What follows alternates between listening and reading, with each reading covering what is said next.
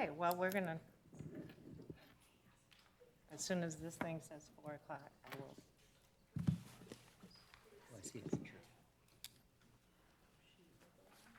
Yes, the picture's on, it's on, we're here. Barbara getting her seat. Okay, it is 4 o'clock. We're gonna go ahead and get started here.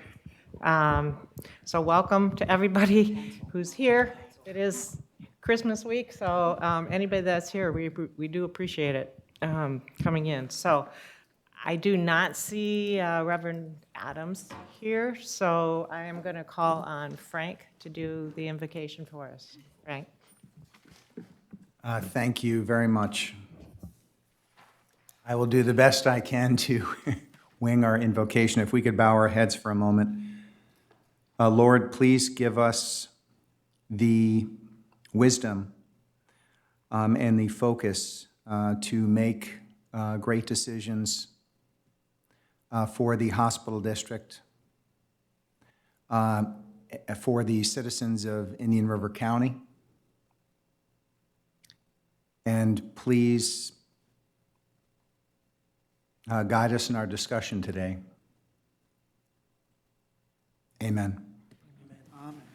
Do the Pledge of Allegiance, please. To the flag of the United States of America and to the republic for which it stands, one nation, under God, indivisible, with liberty and justice for all.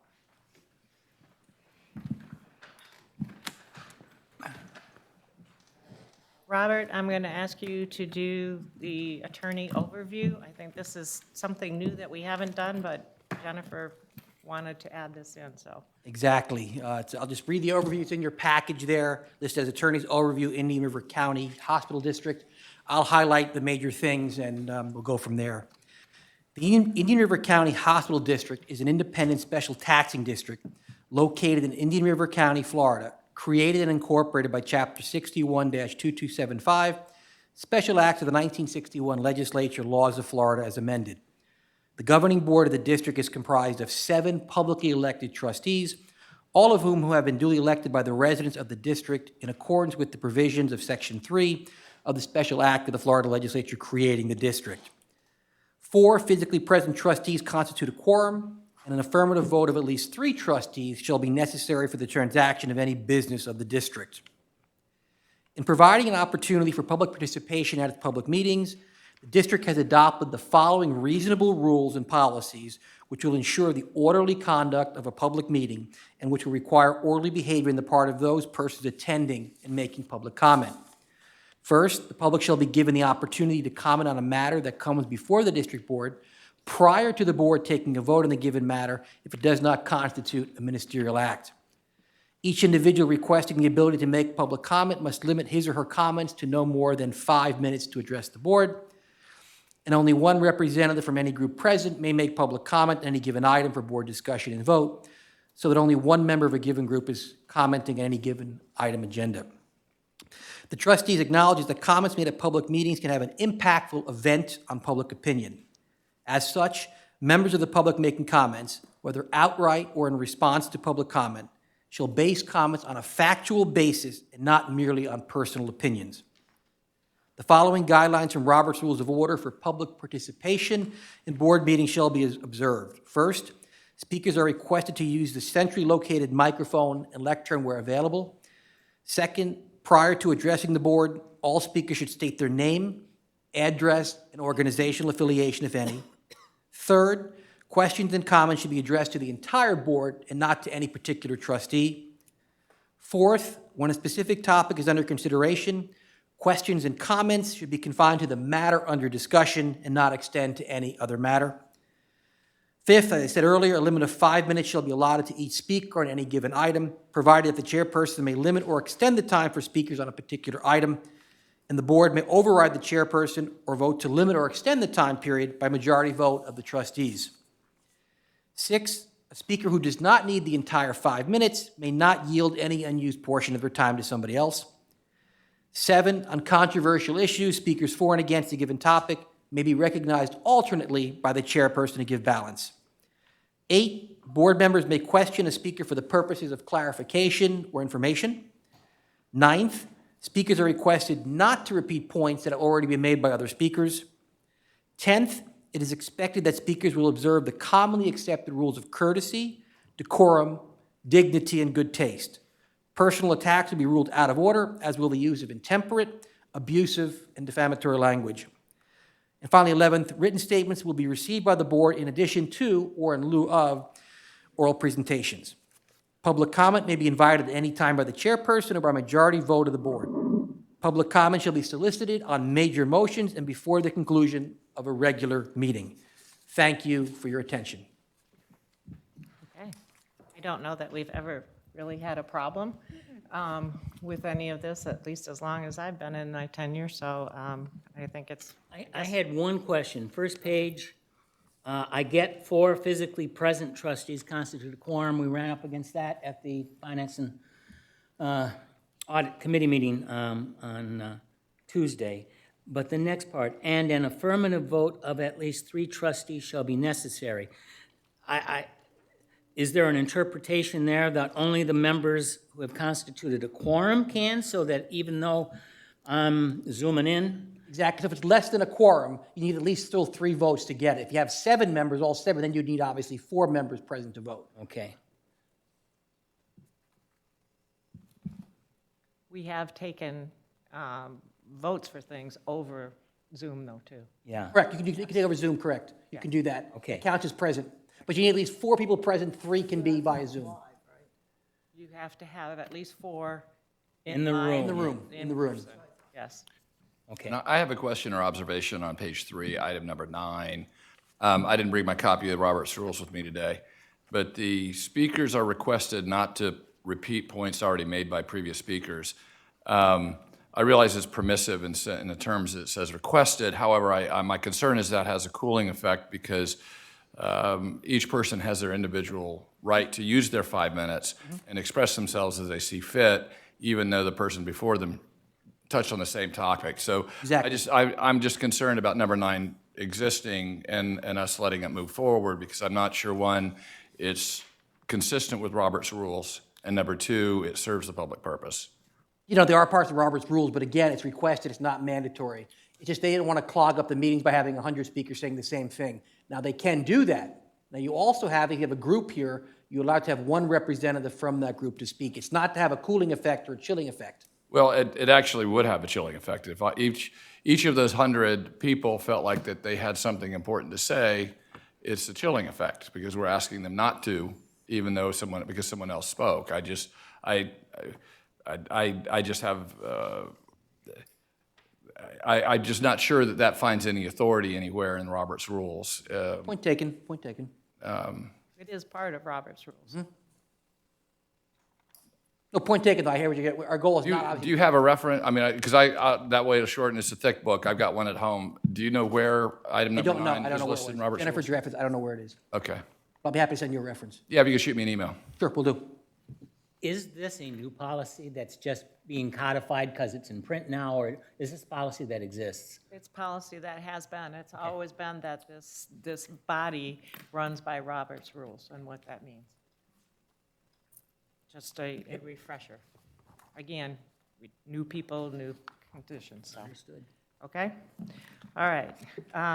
The consent agenda, can I hear a motion for approval of the chairman's meeting minutes dated November 15th, the regular monthly meeting minutes dated November 16th, and a December disbursement of, $1,276,675.26.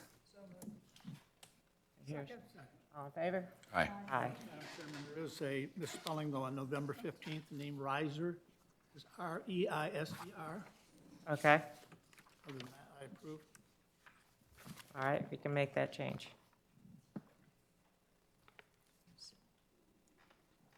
Okay. Just a couple things I wanted to say. We did have a hospital board meeting this last week it was. And they always have an educational type speaker there. And they brought in the woman who is for Cleveland Clinic, Florida. She's the bioethicist. And I really wasn't familiar with what a bioethicist was before. Anyways, I thought it was very interesting because she gets called on when they have ethical conflicts in the medical world. Cleveland Clinic Indian River has a doctor now, or a nurse actually, who's going through the training now to become a bioethicist here, which was paid for by Cleveland Clinic, which is great to do that. I thought at some point it might be really interesting to have somebody like that come talk to us about. It really became important, and she really emphasized during COVID, it was very important because they were facing things like, what if they ran out of oxygen? What if they ran out of, who makes those decisions and kind of things? But I guess I didn't realize that hospitals had somebody like that on board, so I thought it was very interesting. I thought I would share that with you. Okay, council report, Robert? Anything up? I know we went through quite a bit yesterday. Exactly. Do you have anything new to add? Just like we said, the main thing we talked about, again, is working with VCOM, or Edward Via College of Osteopathic Medicine, to do a potential lease for the property, the Human Services Building. We're just waiting to hear back from them on additional information for benchmarks. And then again, as I made before, Cleveland Clinic has a right of first refusal. That's something to note. And second, again, I spoke yesterday about Florida House bill that is coming up that will affect the district and all special improvement districts, where it established term limits of 12 years maximum for any one member, consecutive terms, so you could step down and then run again 2 years later.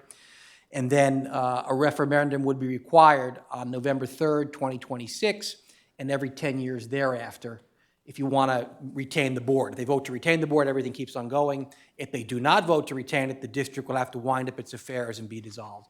We'll be following that. There's a lot of iterations it has to go through.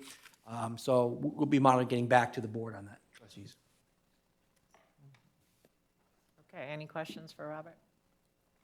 All right, the fine. Good to write your local, state, any of the agencies. Yes. Because that could be, it could be, pretty serious for any of our agencies that we support. Maybe a little letter writing might help.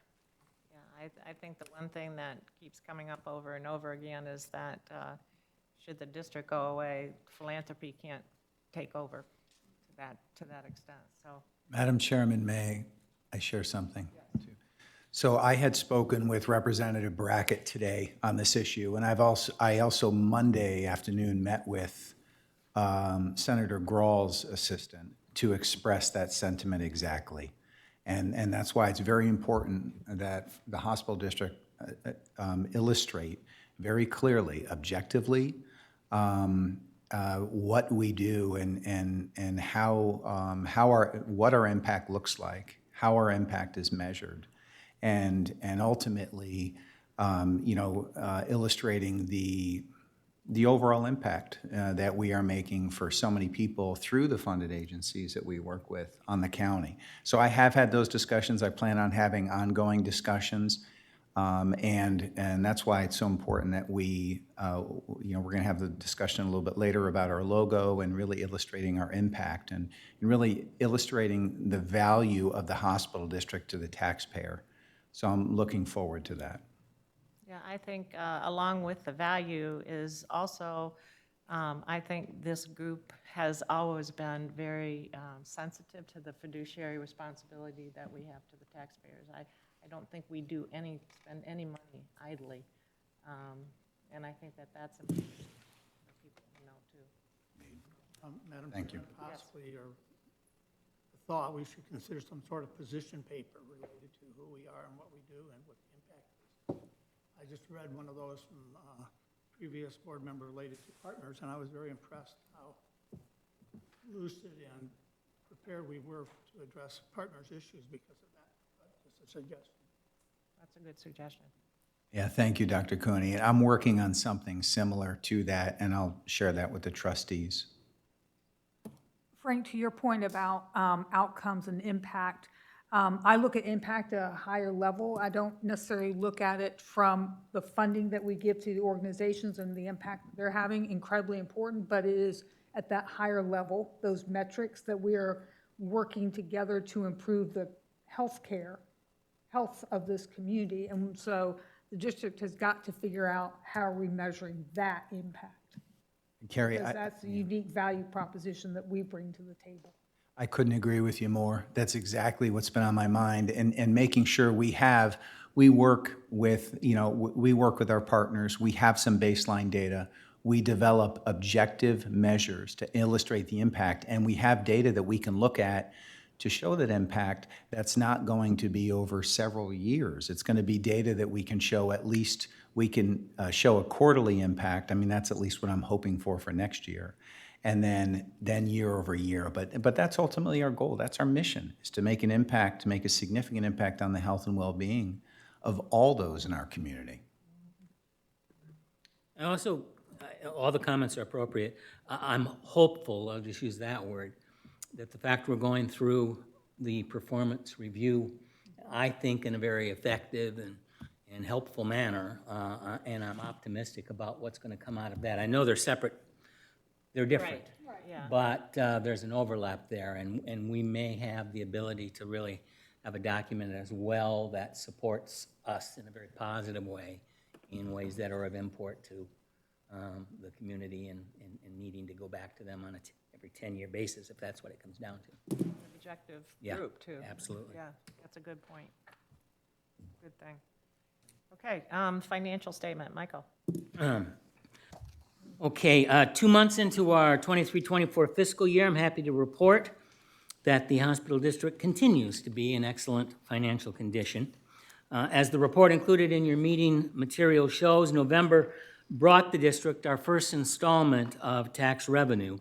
That $4.2 million received represents about 31% of what's budgeted for tax revenue. And you may remember at the November meeting, I reported that historically, we'll receive the bulk of the tax revenues by the end of January. And I didn't query Frank on this, but in terms of the amount that he's received for December, but I know that we have received another large transfer from the county. I can answer that question for you right now. Go for Is it. that we had, because I just checked today, so of the monies we have budgeted, we're still waiting on only about 1.3 million in tax dollars. We've received everything else, and because these financials are through November 30th, you're not able to see the Right. monies that we received in December. So And that's in line, again, with what we talked about a month ago. But the dollars have begun to come in. On the expense side, the report shows program expenses are approximately $164,000 under budget for the month and $369,000 under budget year-to-date. And administrative expenses are over budget in November by $40,336 and over budget by $21,888 for the year. Frank's notes in that reference that overage is largely due to there being 3 payrolls in November. And additionally, we talked about this at the Finance and Audit Committee meeting on Tuesday. Our professional legal fees have been significantly impacted by the amount of work recently in the last couple of months that have been handled relative to the V&A land purchase and preliminary work and the possibility of ECOM. I think we've been taxing Jen and her staff quite a bit. But again, that is not of concern. I'm just pointing out, if you really looked at it, and in his report to us all, you saw that we were over. On the investment side of the district's finances, on November 30th, a Deep Blue statement shows that we hold about $7.5 million in either the preferred deposit pool, in treasury bills, or in money market funds. And additionally, we have another $1.25 million in T-bills through Treasury Direct. All investment holdings for the district total $8,753,738. I wanted to note too, and I think I'm supposed to know this. I think Frank noted in email to you when we got these, that we're 1 month into working with our new accountant, DeSalvo, is that right? DeSalvo. Company? Correct. And things are going smoothly. But in terms of the report that you saw, it looks a little bit different, and we talked quite a bit at our meeting on Tuesday, and it's going to get tweaked. There are no concerns about, at all, about the financials. They're there, but in terms of some of the reporting and the style in which, an easy way for Michael to say it is, I got used in the first year to seeing certain columns, and I think we need to talk to them about, so we can see what total budget was for the year, what we had for the month. You're gonna see changes. So if it looked a little different to you, it's because we're in the midst of that transition, but I'm not casting any aspersions. I think staff has been very happy and pleased with the work that the folks from DeSalvo have done. And again, lastly, I wanted to let you know, I've said it twice, the Finance and Audit Committee met again earlier this week. At that meeting, we began the process of reviewing a draft version of the Accounting and Financial Practices and Procedures Manual. I think we all realized, at least I did, that the need to really get into the weeds so that this document that we're creating is right.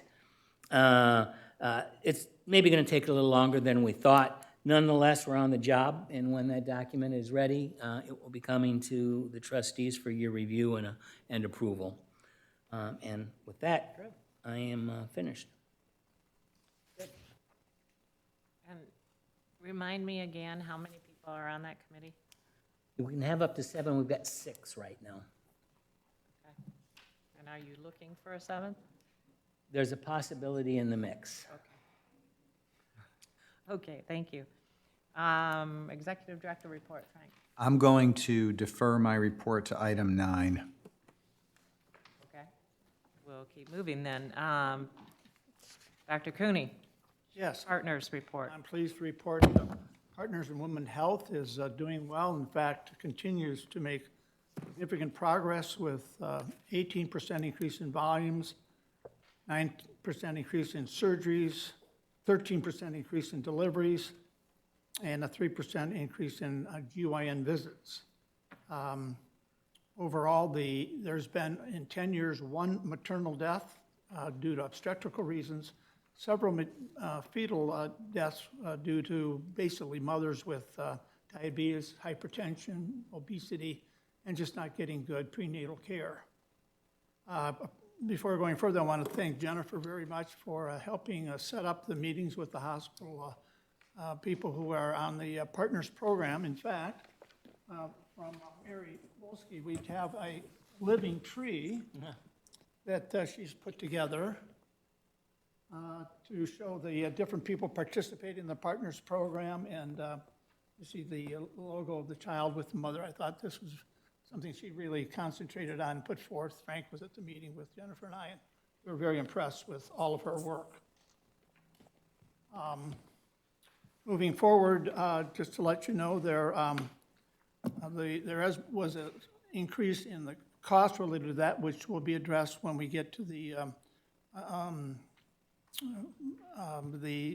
audit by Dawn, and when that's taken care of, we'll have a little more discussion relating to costs related to the program. We will have it traced out over years, and it has increased, but we should discuss that at a later date. In addition, let me report that there is progress made in the mother and baby unit with $7 million contributed by the Indian River Foundation. That's moving forward with the expansion of 2 North, moving 3 rooms down to 2 and decreasing total of 20 rooms down to 13. But we need to do that at the hospital. Indian River needs to do that to compete in a way with other regional hospitals that have a little better situated or attractive maternity units. In addition, there is now increased security with babies. They now have a Wi-Fi security tracking system, so nobody's going to get lost in the hospital in one form or another. Mary Vorsky reported that there was recognition by the Surgeon General in the state of Florida for a decrease in C-sections, 31% 2 years ago, now down to 15%. So that's a significant improvement. In 2009, the rate of C-section was 31, and then it decreased in 2020 to 21, and this year again was 15%. And part of that's related to incorporating a doula program, if you know what that is, where there's assistance.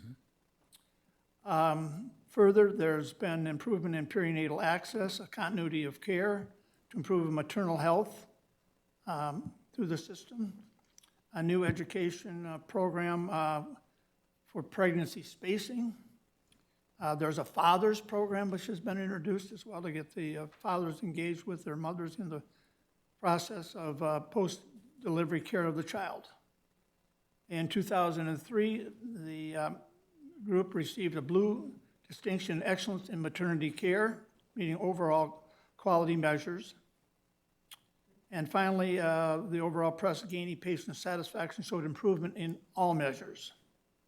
So I think we're doing very well with the program. It really shows the benefit of partnership between the hospital district and the hospital maternity unit. I should mention in addition that we also have a report from Megan McFall related to Healthy Start.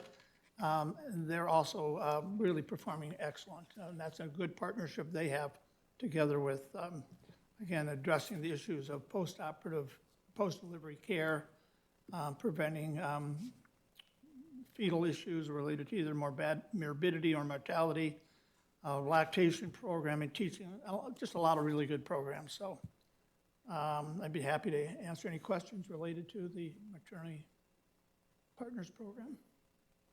Dr. Cooney, did you say, did I hear you right, 9% increase in surgeries? Yes.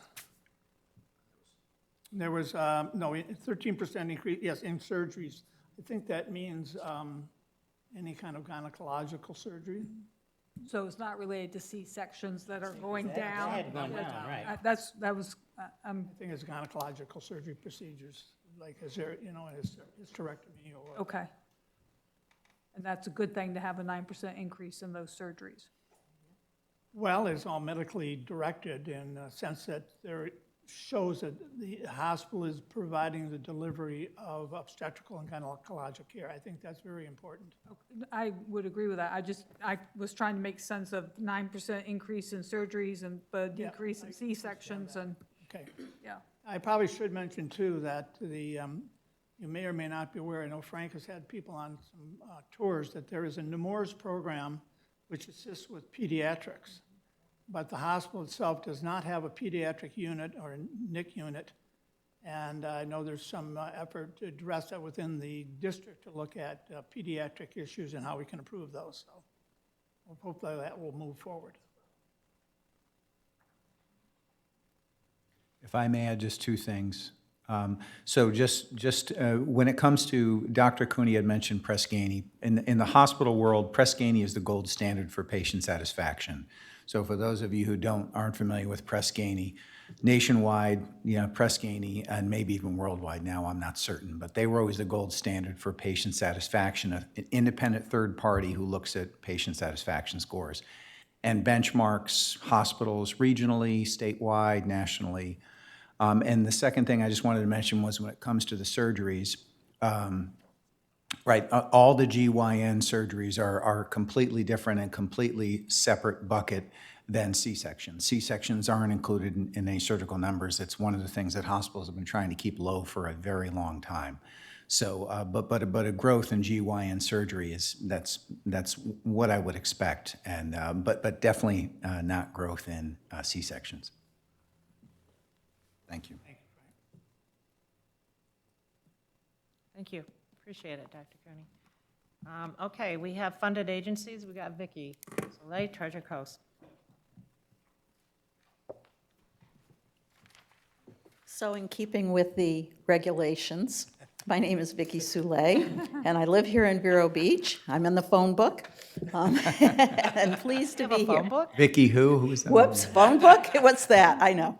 Okay, so you all got our packet of statistical information, so I'm not going to go through that page by page, but I did want to make a couple of comments for those of you that perhaps didn't get through all of the pages. Our medical and behavioral health patient volumes did go up slightly, but not for the hospital tax district. And that in large part is because while we knew that the Medicaid disenrollment would happen after, whenever they decided that we were finally through, but we didn't anticipate that so many people would turn to private insurances in the marketplace. So we saved the taxpayers lots of dollars by saying, please, do what is right by your insurance companies, your employers, and the marketplace. You probably noticed that our dental numbers were stagnant or declined, and that is because of an issue that we're having everywhere in every business, and that's workforce related. We have been able to recruit and keep our dentists and our dental hygienists for the most part, but dental assistants have the freedom to go to multiple places, and with inflation being what it is, there's been both movement within the existing, and there's been movement outside of the dental field to higher paying jobs. And so we started a training program. It was not a problem. We had a wonderful philanthropist give us money for training, and so we have put 5 out of the 6 individuals identified through a dental assisting program, separate from the colleges. And so in addition to that, we looked at our dental services, looked at the high demand for that. They will be included in both of our expansion projects as we go forward, and I'll talk about those in more detail. But in anticipation of an expansion, we hired a new dental director while keeping our part-time director, who's also an endodontist. We hired 2 dental managers.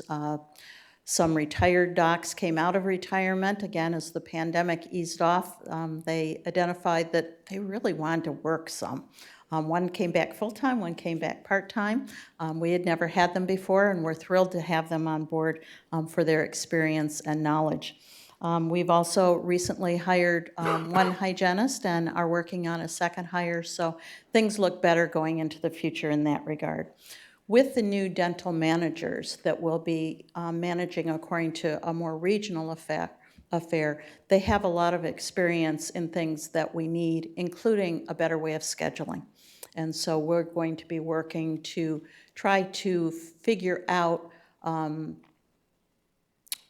we don't really have a wait list. I know people are very frustrated because every 2 weeks we open up another 2 weeks and people jam the phone lines for 3 hours, and then I get 15 emails saying, this is the stupidest system I've ever seen. It is supply and demand, so we are looking for a better systematic way to do this. I'm going to skip ahead to Carrie's favorite questions. Thank you. Okay, but if you have any questions about the data I've given you, please don't hesitate to ask me at the end. What are the 2 learnings in the last 6 months or so that were not expected, reinforced our strategy, and/or provide information for future program decisions?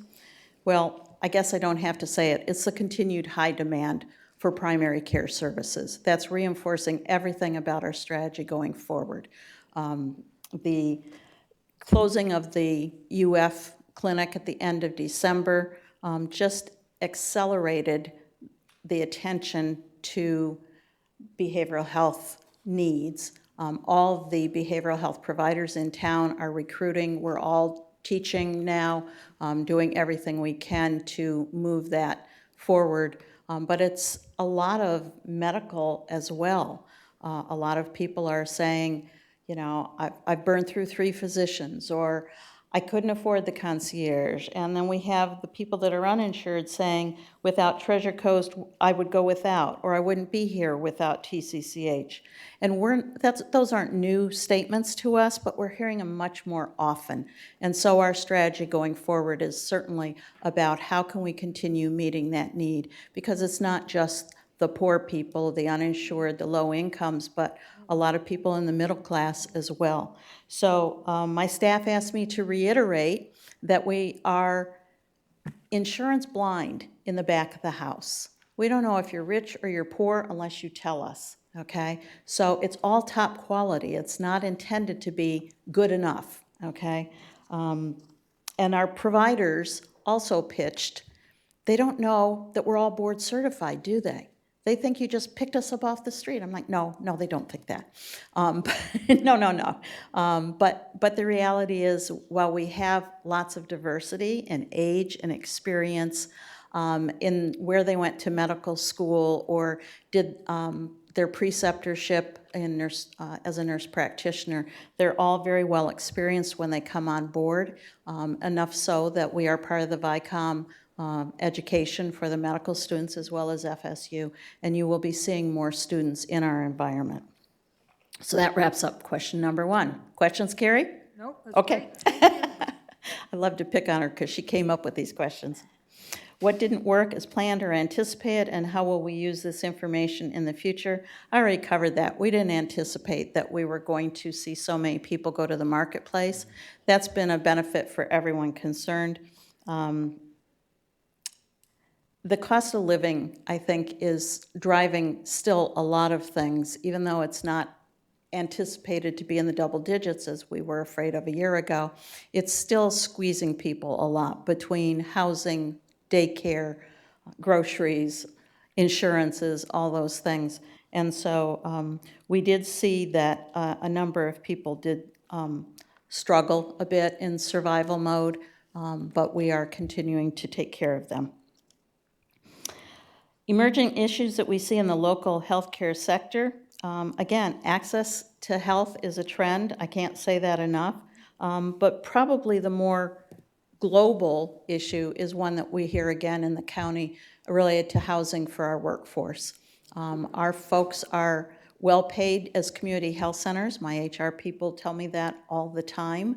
They bring out 40 other CHCs and show me their data and say, see, we're really well paid. And I said, yeah, but we're not living in those other counties. We're living here. But the reality is that we see more and more of our staff driving in from other communities. And so when they're offered a similar position in another county, we get a notice, and that disrupts the relationship we have with our patients.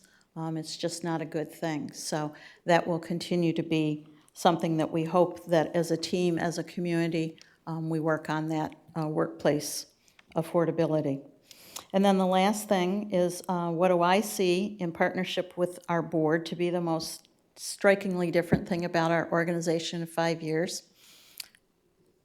My beloved staff said the number 1 challenge is that the CEO will be retiring in 2 to 3 years. I said, really, number 1? That's the number 1 challenge? No, I do have a succession plan, and so that's a good thing. And we're going to be working more with our board. We have a wonderful board. The majority are required to actually be consumers, patients of our services, and they give us wise advice. But the reality is that board service 12 months a year as a volunteer is not meant for everyone. So we get a lot of retirees rather than a real mix across our continuum of care. And so with our new Chief Development Officer, she'll be working with more people in terms of recruiting volunteers, so we can get a better mix and a better idea. The other thing, though, my input into this, I started to get worried. You sure it's 2 to 3? Okay. Anyways, I'm not going anywhere. I love what I do. The thing that we're really looking at strategically, we have always worked on preventative care and education and filling the gaps for basic care. But more and more, we're looking to fill gaps for other things that might not be truly in that traditional preventative and basic care. An example of this is our remote patient monitoring. Now, this isn't particularly new, but it is fairly uncommon for community health centers to give patients devices at home to monitor their blood pressure, their A1C. So it's real-time monitoring. The nurse then can get a hold of the doctor and say, you know, you put them on a medication 2 days ago, not doing so well on it. Can we talk about this? Or can we order an EKG? We have about 200 patients that have been on it. We're extending that contract again. That's one of the things. We've hired a lactation specialist. Actually, we grew our own. I shouldn't say we hired her. We grew our own. We also have diabetic certified nurse educators working a lot with our diabetics. So we're looking at some of those drill down points for people who can't get the specialty care elsewhere, either because of distance, it's unavailable at the hospital, the demand is too high. There's 101 reasons for carving down on that. And that I see just like hospitals used to keep people for 2 weeks after an orthopedic surgery, and now it's bounce you the next day or 2 days. We will continue doing some of those things that are non-traditional as we can. So the other thing that I see us doing is continuing to work closely with the hospital district. And to that end, I'd like to bring up Sean Layden. We were asked to help with the mental health court operationalization here in the county as opposed to being one of 4 counties. And we hired Sean 5 weeks ago? Yeah, about 5-6 weeks ago. Yeah, as our project director. And so he has been a joy to work with, social worker almost by trade. He's been in the behavioral health arena and management for a long time. And so he has been visiting our various partners, going to the mental health court graduation, and working with the judges in terms of how we can better the program for more people and in a better way. You want to say anything? Introduce yourself. Like Vicki said, my name is Sean Layden. I've been in the behavioral health field for about 13 years, background in education, mathematics, so the numbers Vicki likes and I like, we can work with and make sure we get those. But yeah, as Vicki said, I mean, the goal is to really just streamline that process and really put in place some really measurable objectives that we can show the community, you know, this is why it's important to have this program in this community. We've, you know, from what we've seen across different communities, a lot of the community is not aware of, you know, what happens once they enter the legal realm of, you know, now that ties with their mental health. So, you know, I'm looking forward to working with the district and have had great experiences so far. So, and I am one of those from a different county, but that may change. My wife and I do talk about moving a little further north. So, but I look forward to working with each of you on those projects. So. Welcome. Yep, thank you. I think that's great. I mean, I remember when the court was in trouble and they came and it was like, well, who do we pay? And everybody kind of looked around and went, we're not sure, right? And I applaud you, Vicki, for taking that on and getting there, and Sean, welcome, because it does need streamlined, and it's a fantastic program, but more of the county needs to know about it and how good Absolutely. it is. It's saving 100 people right now from sitting in jail learning nothing, as opposed to being able to keep their jobs, get counseling, be in a structured program with specific goals for themselves, getting the care that they need at the time they need it and in the way they need it through case management Well, and it's oversight. not just them, it's their families as well. That, I mean, Absolutely that's correct. a huge, huge piece to, Yeah. for support, so. So, questions? Go ahead, Fred. No, if I could just share that Sean and I spent a couple hours together on, was it Tuesday?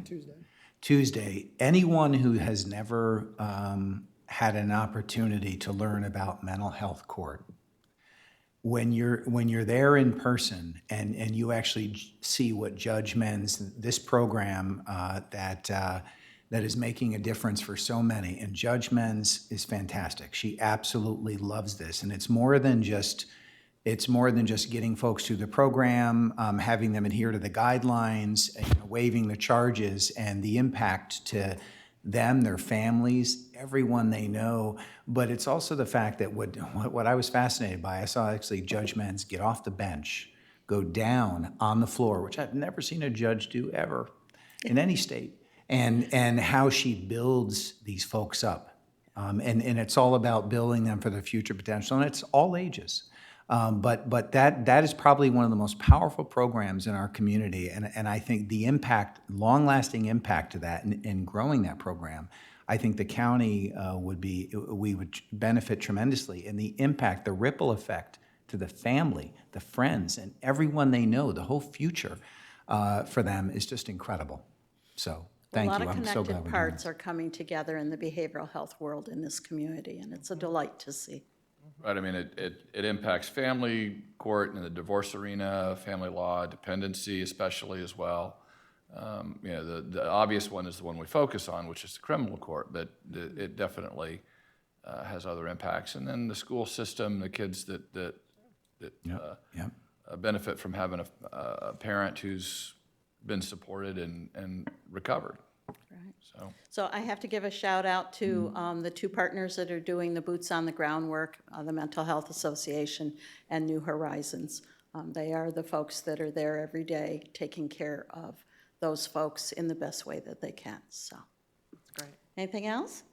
Yes, Vicki, you do an excellent job. Congratulations. I really enjoyed the report and what you've done for the community.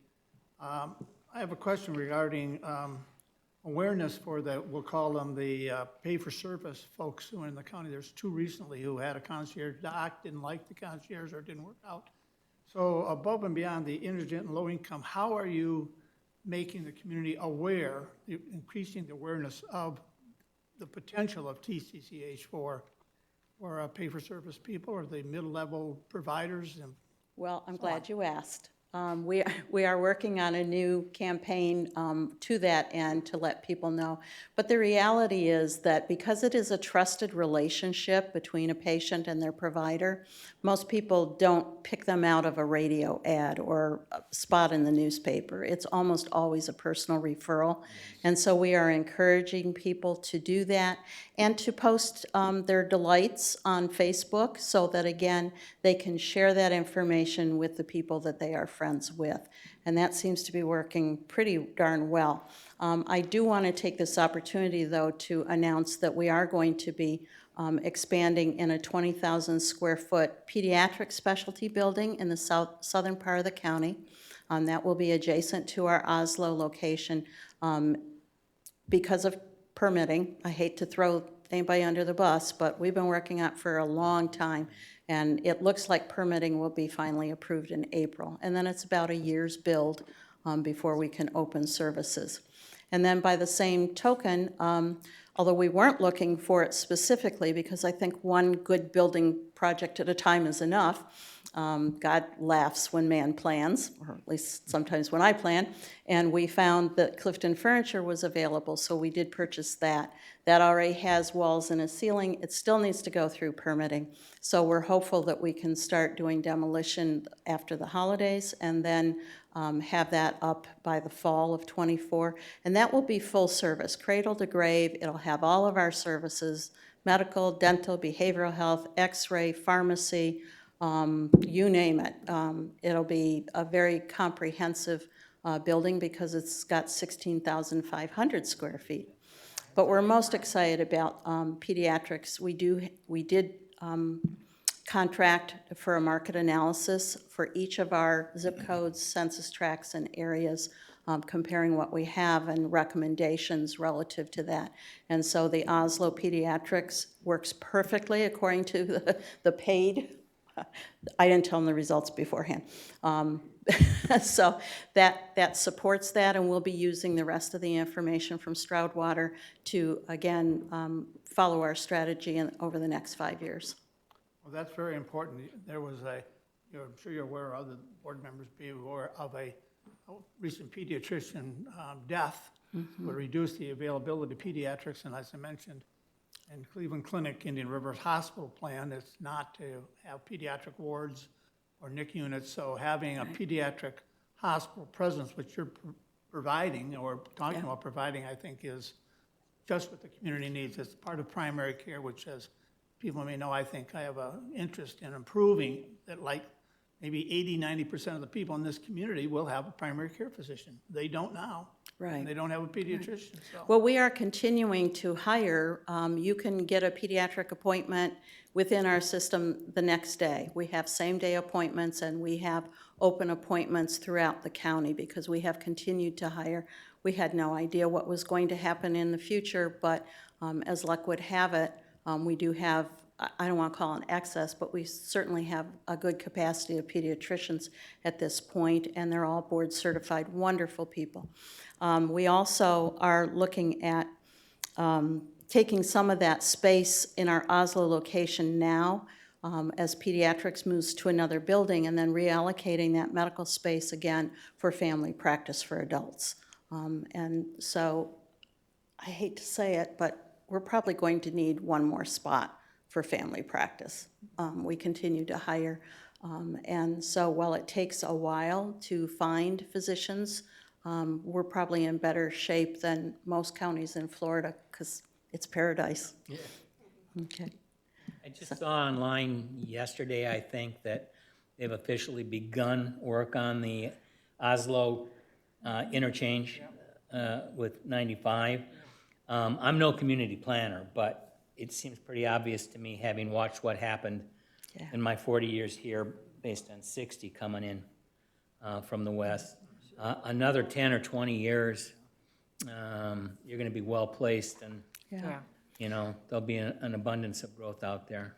Well, it's an odd situation for us because we're like the little town that grew up, and so there are some preferences that we want to cling to. And yet, the reality is, a lot of people are coming to community health centers Yep. that wouldn't have considered it in another state or another place in their life. And I think it's honestly because of the high quality that we give, not only diagnostically, but the customer service that we insist on from our staff. And so thank you, staff that are watching this. Well, I think you said it best, that people go because of word of mouth. And it's obvious that the word of mouth is getting around, that, you know, Yeah. coming to TCCH is the place to go. I mean, I've heard that from other people too. Thank So you. I think it's really good. Well, it's the team, and we're very proud of them for what they do. Thank you Has a very good much. leader. You can't make it 2 to 3 years, though. It's got to be 5 to 10 years, Vicki, okay? Okay, I don't know if there's any questions on any of the written agencies' reports. Just let Jenny know what those are, and we can get questions back. So, any unfinished business? New business, Frank, this is your time.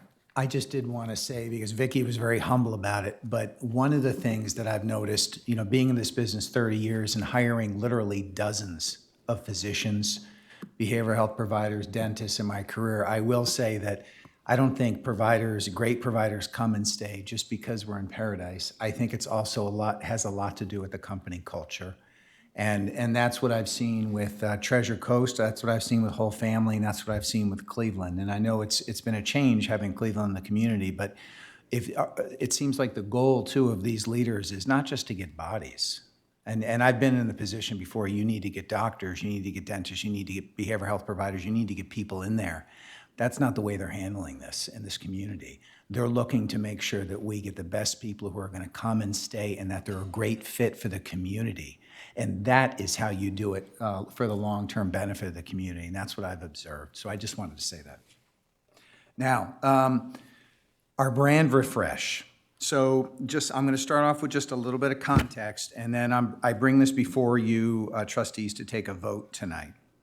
So one of the things that we talked about a little bit ago was making sure that the work that is being done by the hospital district team, which is being done by the trustees, our employees, but you know, we work very closely with all our funded partners, among other things, to really look at the gaps that need to be filled now in our community for care, making sure there's healthcare accessible to everyone in our county.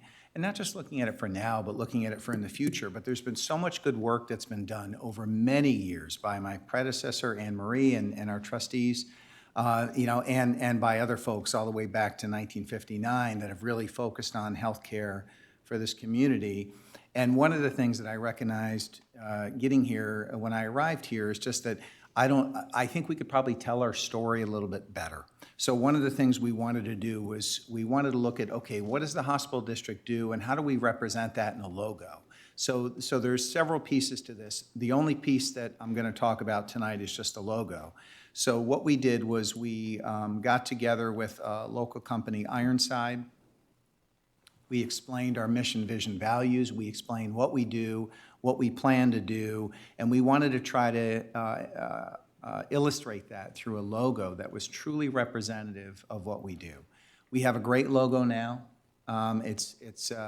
It's very pretty. It's got blue lines for Indian River with our initials and then our written out Indian River Hospital District, Indian River County Hospital District. But what we wanted to do was come up with something more representative of collaboration, more representative of what we do for the county, for the individuals in the county. So we have 3 logo sets that we presented yesterday that I'd like us to take a vote on tonight. Perhaps you could walk us through these logo sets. This is Caitlin Dickens, who's been running this project and doing a fantastic job. So if you could just kind of walk us through, I'd appreciate it. Yep. So we have this first logo here, which is our office favorite. Let's say that. So we have like people holding hands. It's supposed to kind of be representative of community coming together, collaboration, you know, everyone's working together. Have it be round as well, still kind of, you know, everyone together. We also liked all the different colors in it, trying to move away from blue, just because blue screams hospital, so we're trying to not be so associated with people just assume we're the hospital. So these are all one logo Yes, this set. is So all one page 1 logo. is just one logo set. These are just different versions of the logo depending on how it's being printed. Yeah, so Ironside gave us a couple options of, depending on how we're gonna use it. So there's like the round ones, there's a horizontal, if we're gonna use it like a footer of something, just depending on how we wanna use it. And then we have this second option here, which is a little more easier to identify with the 4 hands, pretty self-explanatory, people coming together as well. Again, kind of the same thing with the colors, nothing too blue, trying to have a little more fun colors, less monotone, I guess. And then third one is, you know, an older hand and like a child's hand together, something that shows, you know, cradle to grave, all ages, you know, we work with everyone. Yeah, those are the 3 options that we've got. So we'd like to ask the trustees, of course, it's the decision is yours, but Caitlin did certainly share our office favorite. However, we'd like to take a vote, Madam Chairman, to see which logo we could adopt as our new logo. Before we take the vote, is there any comments on anything from anybody? Yes, Madam Chairman, I personally would object to number 3, the black hand. I don't want a black hand associated with the hospital district. Okay. Okay, any other comments from anybody? Just one, and I raised this issue yesterday. I think my preference is going to be the one that's on the screen now, particularly in color. My concern was that when it becomes monotone, when it's a single color, whether it's black and white or not, it starts to look a little like a symbol and you kind of lose the people. Yeah. And I meant to say yesterday, and I sent it to you Yes. and to Frank, but I want to say it out loud for the trustees. I'm guessing using a shading or you can think of grayscale, but I think there are ways to take the 4 individuals, the people symbols here, and maybe work something up. So even in a case where, regardless of the color, if we can shade those, I think cell shading is something I was looking up on.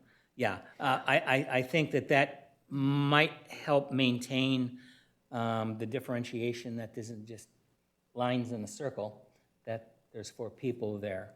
And for what it's worth, I think that would help too. I'd like to see some variations on a theme there. Yeah, I agree. When we looked at the black and white ones, I saw what you were saying, how you kind of lose the people. It just looks like an abstract Yeah, symbol, but Ironside could definitely you know, rework it. get Four us shades of something- gray, maybe. Yeah, Four different. shades of gray. Yeah, four shades. Yeah. Paul, you look like you want. Well, I was going to say, in summary, I don't think the number one, the first one that's up would be my choice, but for the concern that it doesn't survive black and white, which was, you know, I think it loses its context very very easily with that. And then looking at the bar underneath tells us that, that I'm not sure what that style is, the reverse or whatever, the negative version of it, it likewise doesn't survive its intended impact, if you will. So I don't know how the lower one would ever be accomplished. The top right as well, that same feeling. Yeah. If I may share a comment, just that, you know, our consideration, the consideration of this logo, I think, is different than consideration if we had a different type of business, meaning we don't do a lot of print work. You know, we have one building with one tiny little sign on it, and we're not sending out, you know, tens of thousands. A lot of organizations are doing lots of things where they're sending out lots of print media, lots of different, we're not doing anything like that. That's not the nature of our business. So the only places I could see our logo really being represented, of course, would be on our website, our annual report, which is digital, that would be in color. Perhaps we have T-shirts with our logo on it. But I can't think of lots of reasons that we would have to print. You know, we are not United Way. We are not VNA. You know, we are not Treasure Coast. We're not Cleveland Clinic. So just a few thoughts. One thing you did mention, though, Frank, when you presented it yesterday, is the previous logo was blue with the hospital district, but it was similar to the hospital's logo, and that's a good reason to be independent or separate from them. So personally, I think one or two looks, to me, of the choices. Can we see two again? Yep. I thought in the black and white that number 2 stood out better Yes. than the black and white because of the hands. I think overall, when I look at it, the hands definitely stand out more. Not to say I don't like the first one, but I think the feeling of community and helping and that sort of thing, I see a little bit more on the second one than the first one. The second one just reminds me of the Boys and Girls. I agree. I look at it, yeah.